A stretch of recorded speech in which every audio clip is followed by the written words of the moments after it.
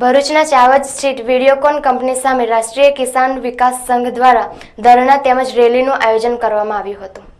ભરૂચના ચાવજ ખાતે આવેલ વિડીયોકોન કંપનીમાં ફરજ બજાવતા લેન્ડ લૂઝર્સો સહિત અન્ય કામદારોને ગેરકાયદેસર રીતે નોકરીમાંથી છૂટા કરવા સાથે માનસિક ત્રાસ આપવામાં આવતા હોવાના આક્ષેપ કરી તેના વિરોધમાં રાષ્ટ્રીય કિસાન સંઘ દ્વારા કંપની પાસે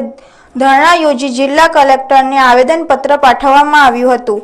આવેદનપત્રમાં જણાવવામાં આવ્યું છે કે જમીનો ગુમાવનાર ખેડૂતોના દીકરાઓને 1992થી નોકરીમાં રાખેલ આ લેન્ડ લૂઝર્સ કર્મચારીઓ તથા કામદારોને કંપની તરફથી ગેરકાયદેસર રીતે રાજીનામા લખાવી દઈ છૂટા કરી દેવામાં આવે છે। આ ઉપરાંત કંપની દ્વારા જરૂરિયાત કરતાં વધુ જમીન સંપાદિત કરી તેનો ઔદ્યોગિક હેતુ સિવાય અન્ય ઉપયોગ કરવામાં આવી રહ્યો છે તેમજ ગેરકાયદેસર રીતે બોરવેલ પણ બનાવવામાં આવેલ હોવાનો આક્ષેપ પણ કરવામાં આવ્યો છે। આકારણીમાં પણ ગેરરીત આચરવામાં આવતી હોવાના આક્ષેપ પણ રાષ્ટ્રીય કિસાન સંઘના અધ્યક્ષ અરવિંદસિંહ રાણાએ કરી આ અંગે 10 દિવસમાં નિરાકરણ નહીં લાવવામાં આવે તો ઉગ્ર આંદોલનની ચમકી પણ ઉચ્ચારવામાં આવી છે।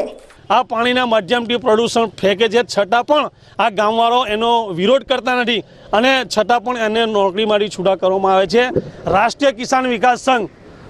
આ આંદોલનને લઈને આનો વિરોધ નોંધાવે છે અને જો આ માંગણી અમારી પૂરી કરવામાં નહીં આવે તો અગાઉના દિવસોની અંદર જલદ પ્રોગ્રામો આપી અને આ લોકોને ન્યાય અપાવવા માટે રાષ્ટ્રીય કિસાન વિકાસ સંઘ એ આ આજુબાજુના ગામના લોકોની પડખે છે અને જો અમારી માંગણી નહીં સંતોષાય તો આગળના દિવસોમાં અમે આજે પણ કલેક્ટરશ્રીને આવેદનપત્ર અમે આપવાના છે અને આવેદનપત્ર આપ્યા પછી પણ જો એનો ઉકેલ નહીં આવે 10 દિવસની અંદર તો આગળનો પ્રોગ્રામ મારો જલદ હશે અને એની જવાબદારી ગુજરાત સરકારની રહેશે। ગુજરાત પાવર કોર્પોરેશન ઓફ લિમિટેડે આ જમીન વીજળીના ઉત્પાદન માટે આ જમીન સંપાદન કરવામાં આવી હતી। આ જમીન વિડીયોકોને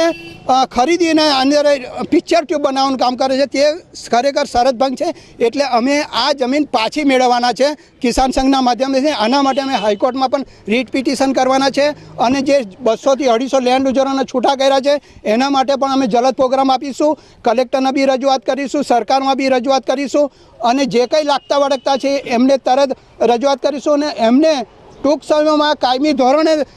આ નોકરી પર લેવામાં નહીં આવે તો આગામી દિવસોની અંદર આનાથી પણ જલદ કાર્યક્રમો આપવામાં આવશે।